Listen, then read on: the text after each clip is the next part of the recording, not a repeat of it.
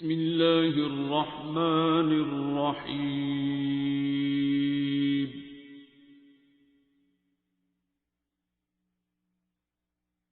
الرحمن۔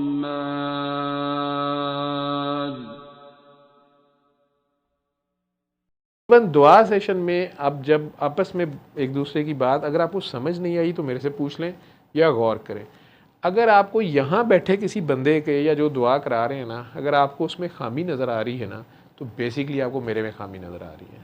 اس نقطے کو پہلے سمجھ لینا، ٹھیک ہے؟ اور آپ کو نہیں ہضم ہو رہی بات تو میرے سے پوچھ لیں۔ دو جگہ سے آپ مار کھائیں گے زندگی میں، ٹھیک ہے؟ ایک آپس میں اگر آپ خامیاں دیکھیں گے، دوسرا جس نے آپ کو دعا کرائی ہے میں ہوں یا ایکس وائی زیڈ ہے، جس دن آپ اس کے پیر بننے کی کوشش کریں گے نا، جس دن آپ اس کو کہیں گے نا کہ وہ مجھے نبی پاک نظر آئے ہیں اور مجھے حضرت علی نظر آئے ہیں اور مجھے آواز آ گئی ہے اور یہ کہا گیا ہے، ٹھیک ہے، وہاں اس دن سے آپ خطرناک باؤنڈری کراس کرنا شروع ہو گئے،